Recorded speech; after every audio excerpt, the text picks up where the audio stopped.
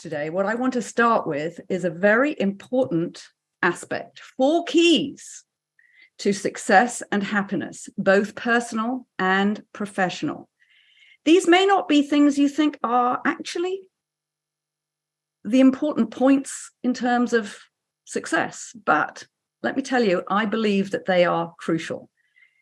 Empathy.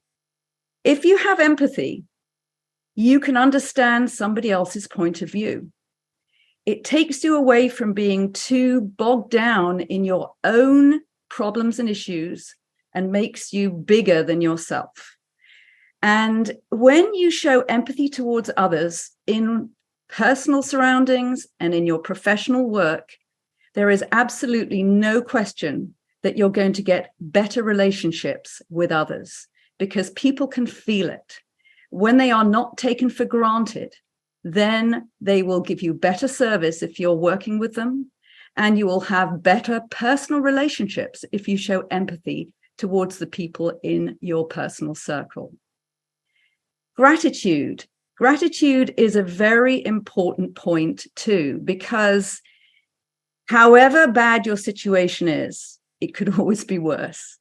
However much trouble and tragedy you've had to go through, you can still see that certain things that have happened to you in your life are things that you really should be grateful for.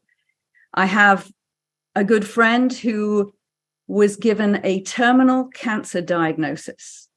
That was 10 years ago. And he says that he is grateful for every day he wakes up in the morning. Every day he wakes up, he's grateful for. Accepting impermanence. That seems like an unusual thing to have in a key list for success and happiness. But the fact is that everything is impermanent. Whether you're looking at your relationships in your personal life, whether you're looking at how your company is working, whether you're looking at how your job is going, nothing stays the same. Yesterday is never the same as today. Today is never the same as tomorrow. And the benefit of accepting impermanence is not only does it make you really appreciate and not take for granted what you have right now, because you have an understanding that you're lucky to have it and it may not last. So enjoy it whilst you have it. But also, it changes your expectations so that you are more flexible if things do change, if you deal with obstacles, because you have an idea in your head that, okay, things change, nothing lasts. Things may get worse, but then things may get better. But accepting impermanence, which actually is a crucial part of, say, Tibetan Buddhism, if anybody has studied Tibetan Buddhist techniques, accepting impermanence is a very positive way to go about life. And the fourth point, you may not have heard about this, obstacles, adversity. We tend to be angry about it. We tend to feel that the universe doesn't like us when bad things happen. That's not true. Bad things don't happen to you because the universe doesn't like you. Maybe you've made mistakes that have helped create your obstacles, but often it's just the way the cards fall and it's not your fault. And if you try to cultivate a neutral attitude towards obstacles, see them as a learning experience, as a stepping stone to something better, then you're using them as a positive tool. Being angry, being sad, being depressed about the bad things that have happened to you really is not going to help you move forward. So even though it may not be an easy thing to do, cultivating a neutral attitude to obstacles is a very important point, and it's going to give you benefits in the future. And I'm going to give you an extra key because it's based on that word neutral. You really also need to give yourself neutral space in your life. Not be busy all the time, not always have your mind working and reading this and looking at your phone and checking your social media and following up on this and following up on that, because some of the best inspirations you're going to have or when you're doing something completely different to your work. It's going to come when you're doing swimming, walking on the beach, or wherever you can go for a walk in nature. You're going to find that inspirations, ideas, and your problem solving and your creativity is going to spring from those neutral periods in your day. And it's so important to make sure that you have those. You can also get those from meditation, exercise, all of those things give you a neutral space in your day, and you will find all kinds of ideas and all kinds of inspirations will come to you during those times. So don't spare yourself from those neutral times. You don't need to always be finding that you have your day planned. You need that neutral space. So here is my 6-part plan to overcome adversity. Number 1, find confidants and mentors. Number 2, cultivate friends, old and new. Number 3, my favorite as a Monty Python aficionado, laughter therapy. Number 4, love your body. Number 5, find your passion. And number 6, the hardest one for me, that's always a work in progress, mindfulness. Try to live in the present. So first of all, choosing confidants and mentors. And this is true whether you need to discuss a personal issue or a professional issue. A confidant provides useful advice that will help you move on and solve whatever problem you're trying to work through, and will keep things confidential. A confidant should keep things confidential. You may not want your deepest, darkest thoughts vented out, that you're venting on your confidant, to be public. You want somebody who's going to be gracious to you and keep things confidential. And these can be friends or paid counselors, but a confidant is more than a friend, because some friends won't want to hear some of your problems. They won't want to have you vent your deepest, darkest thoughts to them. And they won't maybe be happy to keep things confidential. They may be more gossipy than you would like. But a confidant can be a friend, but is more than a friend. And it's useful to have both male and female confidants, because especially in your personal life, you're going to find very different opinions when you talk to males versus females. And actually in your professional life too, you need both male and female confidants, because there is a different aspect that you'll get from each sex. Cultivating friends, old and new. I found that when I went through, when I was married for a long time, I let go a lot of my friends from England, from my pre-marriage days, from my broadcasting days with the BBC. And when my marriage collapsed, I found that I didn't have a friend circle left. And you're going to find when life changes on you, whether it's a professional change or a personal change, take a look at some of the friends you've let go, because you may want to revisit them. They may be people who you still have a good, strong connection to if you only make the effort to get back in touch. And you can do activities to make new friends, and those activities will gear you towards friends with similar interests. So do think about that, because you need friends old and new. And one way to make new friends is to initiate conversations. It's something that I find easy to do with my broadcasting background, but really anybody can do it, whether you're in line at the supermarket, whether you're next to somebody in a performance at the theater, just walking in nature, just making a conversation. Somebody might have a really cute dog. You want to tell them how much you like their dog, or whatever it is. Initiate conversations whenever you can, because that's how you build community. Very important. And again, like I was mentioning with the confidants, both male and female friends are important, because you get very different aspects of advice, of stories, and of connection from male and female. Laughter therapy. So Still on the friends, do find friends who bring you up, not down. When I was going through breast cancer, after I had already dealt with the infidelity of my husband and my marriage was splintering, I found that I let go of those people who just didn't make me feel good. I wanted people who I could laugh with, who would make me feel like I was in a positive space. And those are the friends that you want to cultivate. Also, when I was going through chemo and radiation, I gave up watching the news, even though I was a BBC broadcaster who always kept up with world affairs. No good. It's always bad news. So I gave up watching the news and I just watched comedies and not depressing dramas. So it's almost like walking a tightrope. You want to be informed about what's going on, but you don't want to be mired in all the negativity. You need to make space for comedy and laughter and positivity.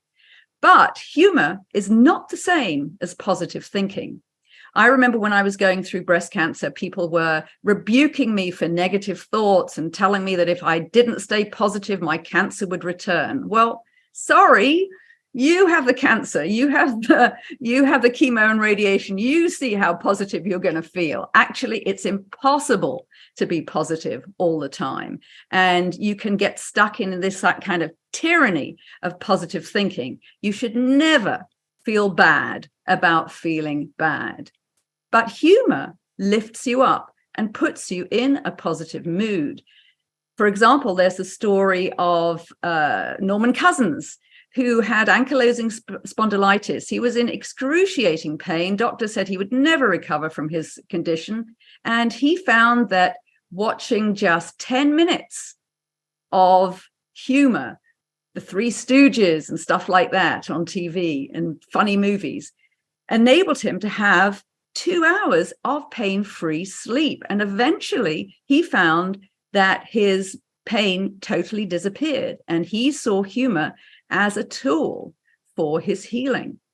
And it's important to think about humor at work as well as at play, because, you know, if somebody's giving a speech in your workplace, you remember the guys that put in humor rather than the people that are just pumping you with tons of facts and aren't laughing and don't throw in a joke here and there. Humor really lightens the atmosphere. It makes people feel like you're taking yourself less seriously, and it makes you somebody that they like more. So think about that. Humor at work as well as at play. It's important because humor is what gives humans humanity. Humor brings joy. So if you want to have joy rather than misery, put lots of humor in your life. My next point, love your body. Now, you know, I could say love your body and become beautiful. Well, you know, I'm never going to become a supermodel and super beautiful. I'm talking here about inner beauty. Inner beauty is what shines through. And there are various ways you show your love for your body. One of them is healthy eating. So that, for example, that horrible cliche of the woman who's been left by her man, lying in bed, watching television, spooning the ice cream from a tub, you know, that is about the worst thing you can do. It's not healthy eating, it's not looking after your body, and you're not using exercise there to banish the blues. Because actually, studies have shown that exercise is a better way of getting rid of depression than any antidepressants. That it's quite interesting when you look at some of the research out there about the positive effects of exercise. And I find outdoor exercise in particular to be incredibly effective for boosting my mood. I remember one friend of mine had this bout of such bad depression that she hardly ever, she didn't want to get up in the morning. And I said, just make 10 minutes, first thing in the morning, go out for a walk in nature. Just do that and see how you feel. And it was amazing. She said it made a massive difference to her mood. And she continued that as a habit to carry on. So exercise is crucially important. And the last point about loving your body is to try to maintain good sleep habits. Not having enough sleep can have as bad effects on your body as being as having too much alcohol. There's a wonderful book by Arianna Huffington called The Sleep Revolution, which covers all kinds of ways you can improve your sleep habits. One good thing is to give up screen time at least an hour before going to bed. Just chill. Don't watch television. Don't be glued to your screen or your phone. Give yourself at least an hour of chill time before you go to sleep, and you'll find that you sleep better that way. Next point, find your passion. That's so important. Think about what makes your heart sing. Music, art, volunteering, a business idea. Should you give up your day job with that? Well, not necessarily. If you've always had a hankering to play the saxophone and it's something you love doing, maybe you shouldn't give up your paycheck to try and make a living as a saxophone player. But, if it's a business idea, maybe. But we all need a reason to get up each morning, because that's what makes life worth living. And finding your passion is yet again another antidote to depression. I also want to mention that success is not the same as purpose, because you could be incredibly successful in your business life, but then you've made your first million, doesn't feel as good as you thought it might. So you have to go and try and make another million, still doesn't make you feel as good. Success is about doing things for yourself. Purpose is not only doing things for yourself, it's also doing things for others. And if you have a purpose in life, that is what makes your life worthwhile. So think about that. Try to find a way of your success also being a road to purpose in life. Sometimes you can't necessarily make those things the same, but you do need a purpose in life, because that's what makes you feel truly alive. Mindfulness. This is the last point of my 6-part plan. And as I said earlier, it's actually the hardest one for me, and it's a work in progress. You can't be mindful of the present all the time. But remember, the past is gone. No point churning about it. Oh, I should have done this. I should have done that. Oh, if only I'd done this. If only I'd done that. The future doesn't exist. Worrying about what might happen in the future, well, the future's fiction. All we have is now. And there are so many people that, even if they've had no adversity that they're trying to work through, never really are living in the present. They may have a wonderful party that they're at. They may be in beautiful surroundings, gorgeous natural surroundings. And all they're thinking about is, oh, I should have done that. Oh, well, what if this happens? What if that happens? And they're not seeing the beauty that's right in front of their face.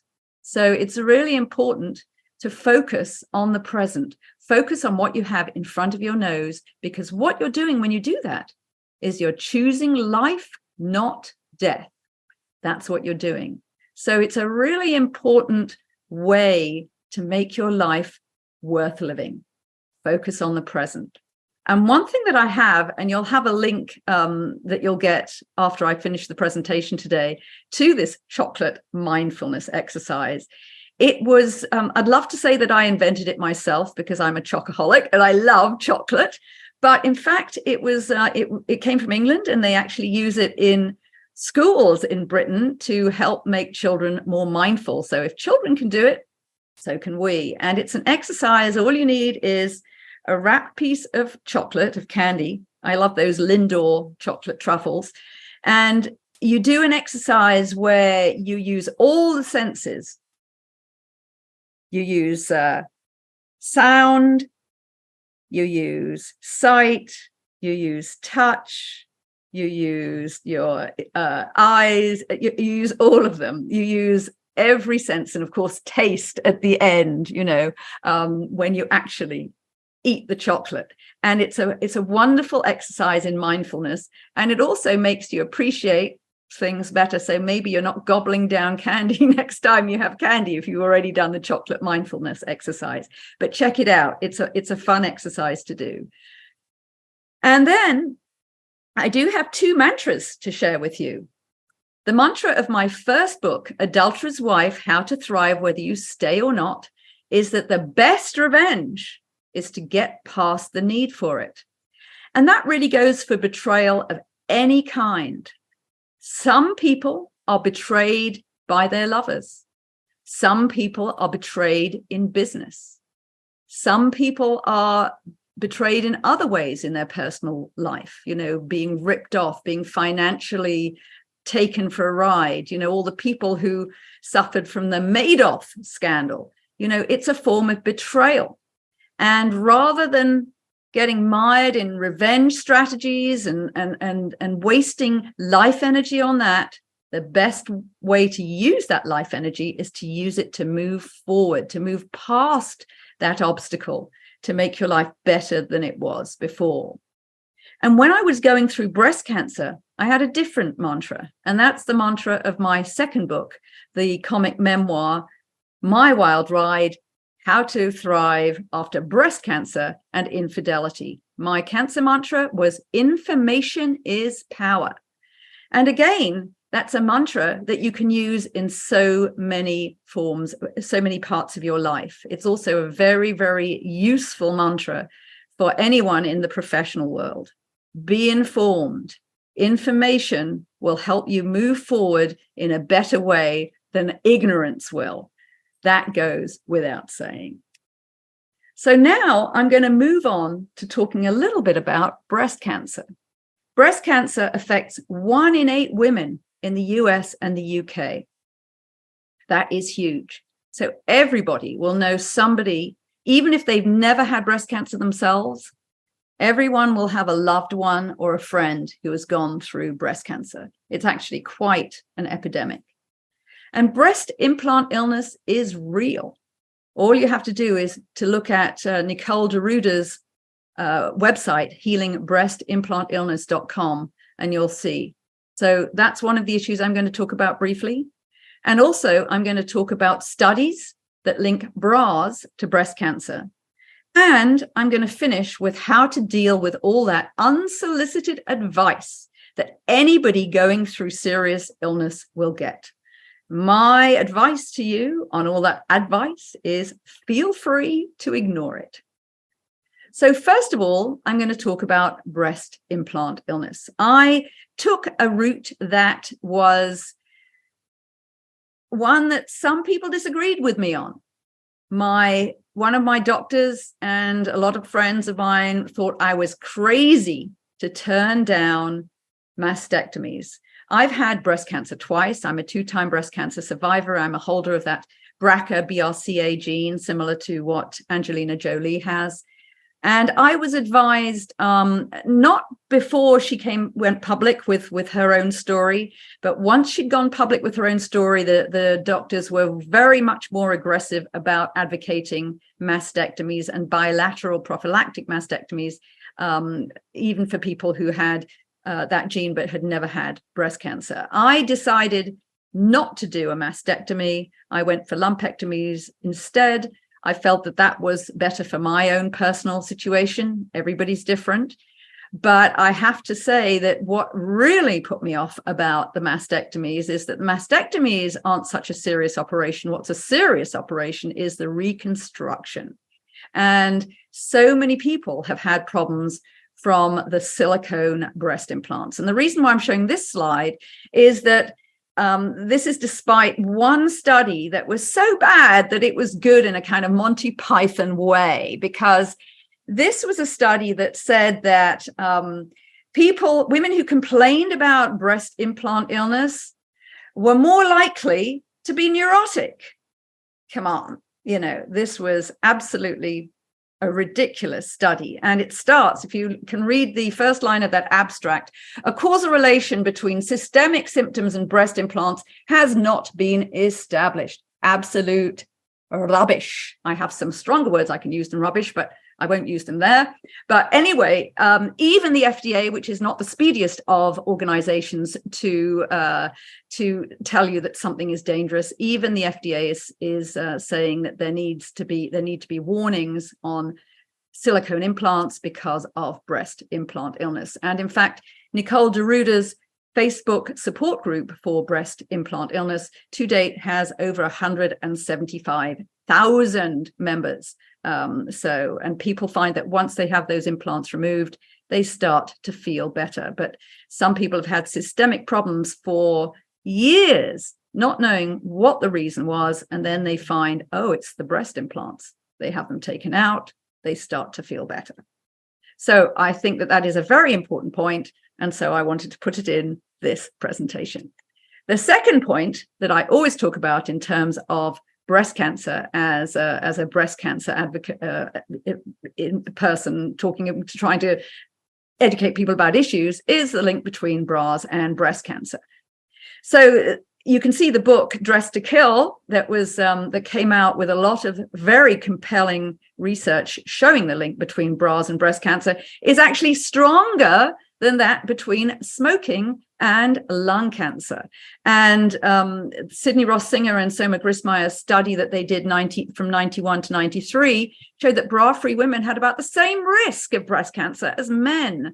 And wearing a bra 24/7 increased cancer risk 125 times that of bra-free women. And so, I mean, how many men do you know with breast cancer? I think I know one, but I know a lot, scores and scores and scores of women with breast cancer.